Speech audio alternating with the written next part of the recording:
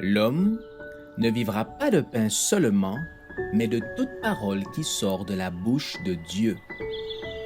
Voici votre moment de méditation quotidienne.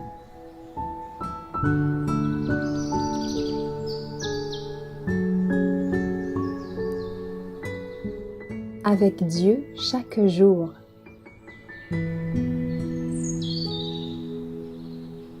Mon corps appartient à Dieu, le 1er mai. Ne savez-vous pas que votre corps est le temple du Saint-Esprit qui est en vous, que vous avez reçu de Dieu, et que vous ne vous appartenez point à vous-même, car vous avez été racheté à un grand prix. Glorifiez donc Dieu dans votre corps et dans votre esprit qui appartiennent à Dieu. 1 Corinthiens 6, versets 19 et 20. La vie est un don de Dieu. Notre corps nous a été donné pour être mis au service de l'Éternel. Et Dieu désire que nous en prenions soin et que nous l'évaluions à son vrai prix. Nous devons conserver ce corps dans les meilleures conditions physiques possibles et sous les meilleures influences spirituelles.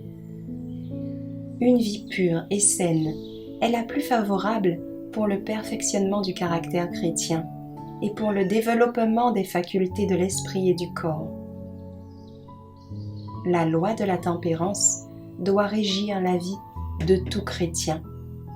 Dieu doit être présent dans toutes nos pensées. La gloire divine ne doit jamais être perdue de vue. Libérons-nous de toutes les influences qui pourraient captiver nos pensées et nous éloigner de Dieu. Nous avons des obligations sacrées envers le Sauveur en ce qui concerne la maîtrise de nos corps et la domination de nos appétits et de nos passions, afin qu'il ne nous éloigne pas de la pureté et de la sainteté ou qu'il ne nous détourne pas l'esprit de l'œuvre que l'Éternel exige de nous. Ceux qui servent Dieu avec sincérité et vérité formeront un peuple particulier, différent du monde, séparé de lui. Leur nourriture sera préparée non pour satisfaire la gloutonnerie ou pour flatter un goût perverti, mais pour leur assurer la plus grande force physique et par conséquent les meilleures conditions mentales.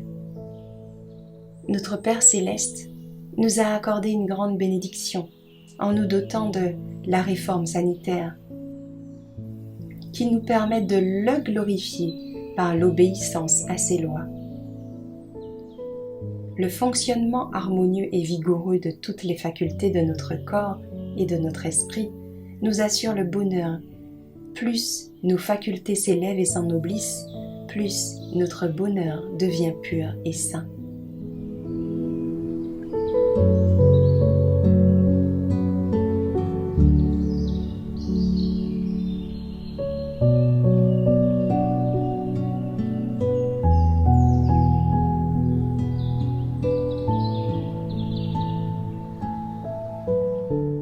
Merci d'avoir écouté cette présentation. Assurez-vous de nous rejoindre demain pour votre moment de méditation quotidienne avec lereste.org.